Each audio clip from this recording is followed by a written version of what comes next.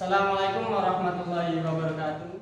Waalaikumsalam warahmatullahi wabarakatuh. Bismillahirrahmanirrahim. Rabbi shrah li sadri wa yassir li amri wahlul 'uqdatam min lisani yafqahu qawli. Rabbi zidni ilman nafi'an warzuqni fahman ghairan.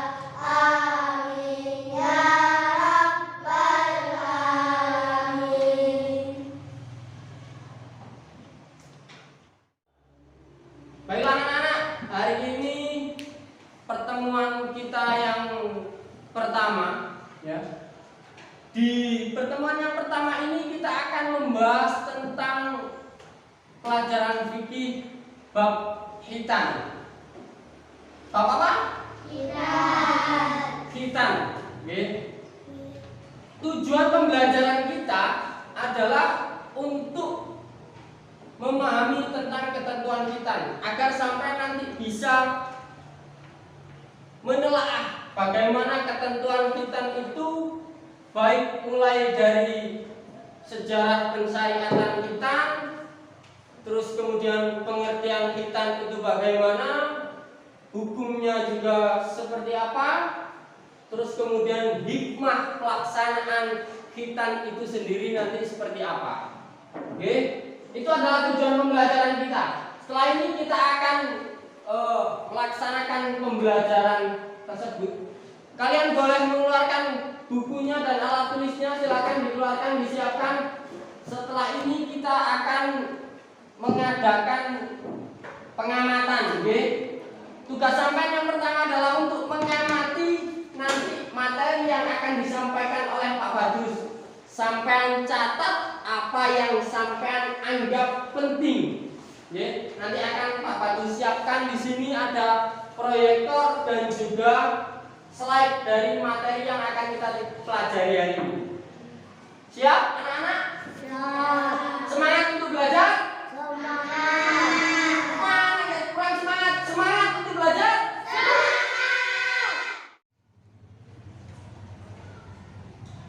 Tolong setelah ini diperhatikan dari materi yang disampaikan oleh Pak Badrus melalui slide ini ya. Baiklah anak-anak, tolong diperhatikan di depan. Ini adalah materi yang akan kita pelajari hari ini. Tolong ketika nanti Pak Badrus menyampaikan materi ini, kalian mencatat hal-hal yang kalian anggap penting. Jadi dirangkum. Yang menurut sampean penting, sampean catat. Bisa dipahami? Bisa. Kan dikeluarkan buku dan alat tulisnya sudah? Sudah. Bisa kalian perhatikan di depan ya. Baiklah anak-anak, tolong diperhatikan dari materi yang akan disampaikan Pak Badrus melalui slide ini. Ya, kita akan mempelajari tentang bab khitan. Bisa dibaca, dilihat dari sana, bisa? Kita akan mempelajari bab khitan. Ya. Tolong dipersiapkan alat tulisnya untuk menulis hal-hal yang kalian anggap penting. Ya, ketika Pak Badrus nanti menjelaskan yang kalian anggap penting, tolong dicatat. Bisa ya? Kita akan mempelajari tentang sejarah syariat khitan atau sejarah pensyariatan khitan. Kapan khitan itu mulai disyariatkan pada umat Islam? Khitan mulai disyariatkan pada Nabi Ibrahim alaihissalam.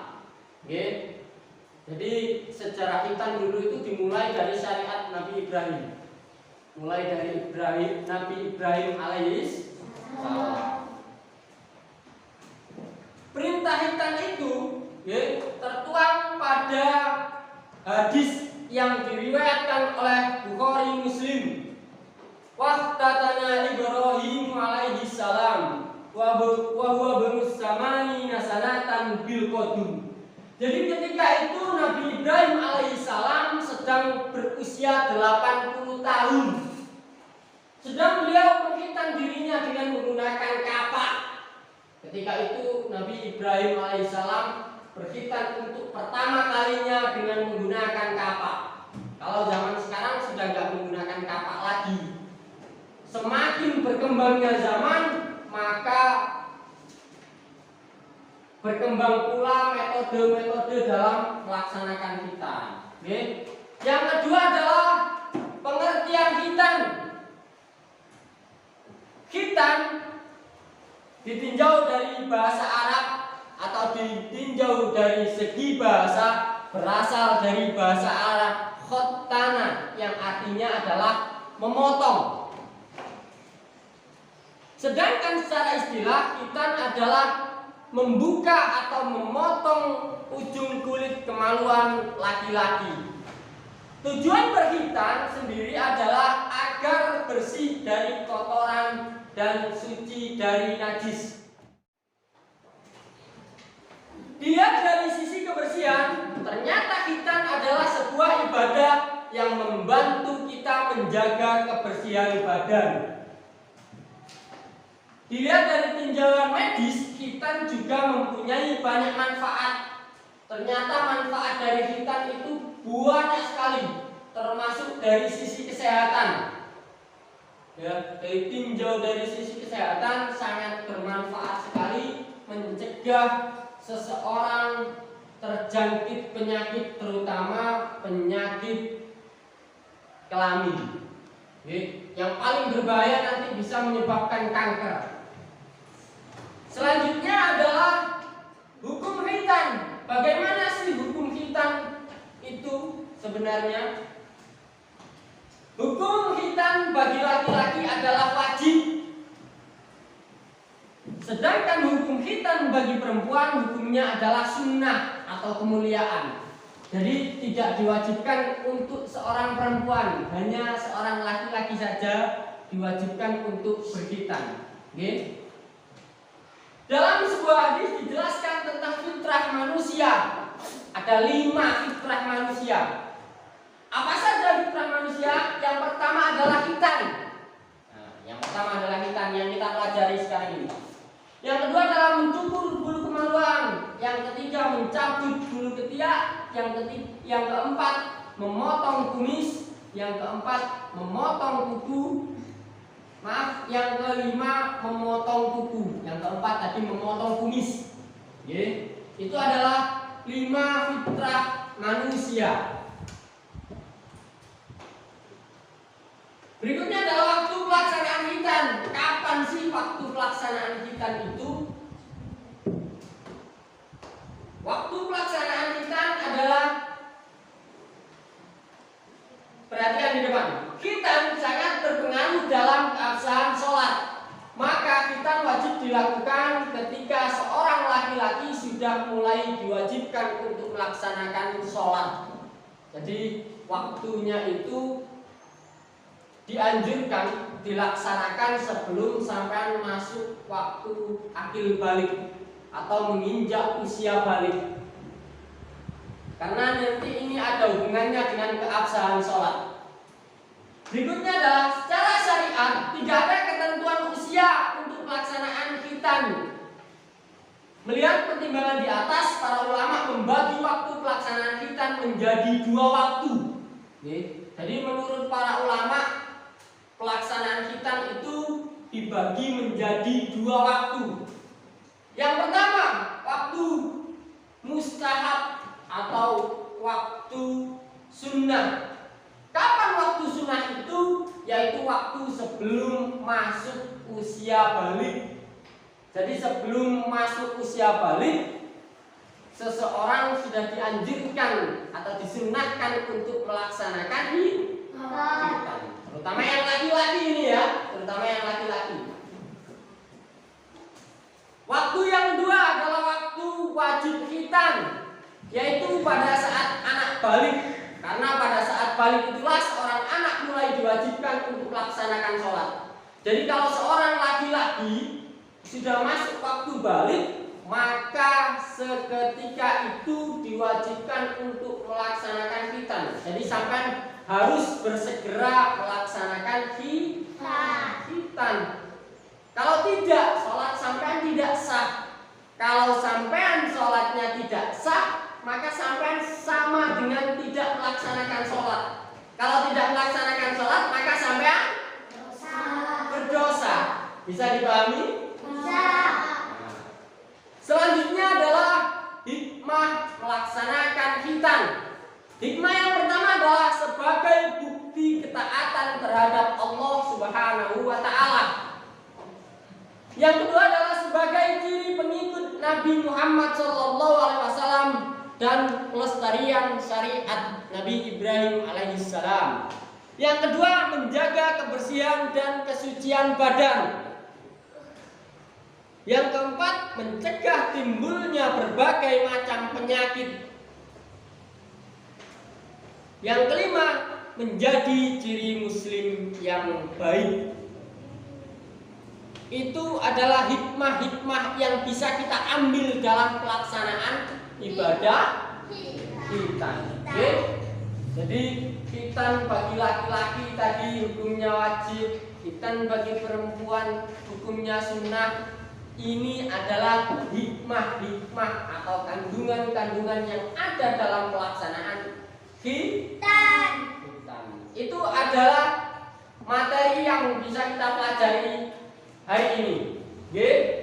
Setelah ini sampean akan saya minta untuk maju ke depan satu persatu, beberapa anak saja, untuk melakukan presentasi atau menyampaikan pendapatnya dari apa yang sudah sampean tulis di buku tadi ketika sampean pelajaran. Sudah siap? Sudah siap? Nah, nanti akan saya pilih beberapa anak saja, cukup 4 anak saja.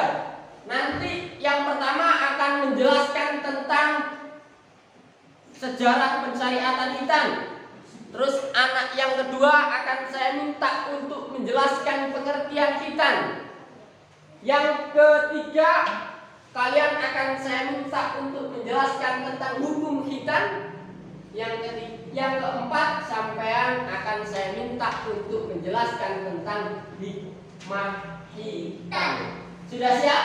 Sudah. Baiklah anak-anak, nanti yang mempresentasikan yang pertama adalah Tasya. Yang kedua nanti tentang pengertian khitan Putri. Terus kemudian yang ketiga tentang hukum khitan nanti Wildan. Tentang hikmah khitan nanti akan disampaikan oleh Habibul Huda. Sudah siap? Oke. Silakan Tasya disampaikan tentang sejarah pensyariatan khitan. Bagaimana? Sejarah khitan disyariatkan sejak zaman Nabi Ibrahim alaihissalam. Ketika itu Nabi Ibrahim berusia 80 tahun. Nabi Ibrahim menghitan dirinya dengan menggunakan kapak. Sejak saat itulah pensyariatan khitan diawali. Kemudian Allah memerintahkan Rasulullah untuk mencontoh syariat Nabi Ibrahim, yaitu khitan. Ya, bagus sekali. Tepuk tangan buat Tasya. Itu adalah sejarah pensyariatan khitan. Sekarang yang kedua, tolong disampaikan Putri tentang pengertian khitan itu seperti apa. Ayo berdiri. Khitan berasal dari kata katana yang artinya memotong, sedangkan secara istilah khitan adalah membuka atau memotong kulit atau huruf yang menutupi ujung kemaluan laki-laki. Kali itu adalah pengertian khitan. Tepuk tangan. Hukum khitan bagi laki-laki adalah wajib. Hukum khitan bagi perempuan hukumnya sunnah atau kemuliaan. Disampaikan Habib bagaimana hikmah pelaksanaan khitan. Sebagai bukti ketaatan terhadap Allah, sebagai ciri pengikut Nabi Muhammad dan pelestarian syariat Nabi Ibrahim alaihissalam. menjaga kebersihan dan kesucian badan, menjaga timbulnya berbagai macam penyakit. Bagus sekali. Ya, itu adalah hikmah-hikmah yang bisa kita ambil dalam pelaksanaan kita. Ya anak-anak, itu tadi presentasi dari beberapa teman sampean, mulai dari sejarah kita sampai dengan hikmah pelaksanaan kita. Jadi perhatikan, kesimpulan dari pelajaran hari ini adalah mulai dari sejarah pensyariatan hitam. Sejarah pensyariatan hitam itu dilakukan mulai dari atau diawali mulai dari Nabi Ibrahim alaihissalam. Ketika itu Nabi Ibrahim alaihissalam berusia 80 tahun. Terus kemudian pengertian hitam. Hitam berasal dari bahasa Arab yaitu khotana yang artinya memotong. Ya, secara istilah hitam adalah memotong ujung kulit kemaluan laki-laki. Sedangkan hukum hitam dibagi menjadi dua. Yang pertama adalah wajib pelaksanaannya bagi laki-laki. Yang kedua adalah sunnah bagi seorang perempuan. Sedangkan hikmah pelaksanaan hitam adalah menjadi ciri hamba yang taat kepada Allah. Terus kemudian ditinjau dari segi ilmu kesehatan dapat mencegah penyakit, terutama penyakit kelamin. Karena jika sampai tidak dihitam, maka sampai tidak bisa membersihkan bagian air kencing yang tersimpan dalam kemaluan laki-laki, bisa menimbulkan kuman dan juga menimbulkan penyakit. Baik, itulah anak-anak yang bisa kita pelajari hari ini. Mari kita tutup dengan membaca hamdalah. Alhamdulillah.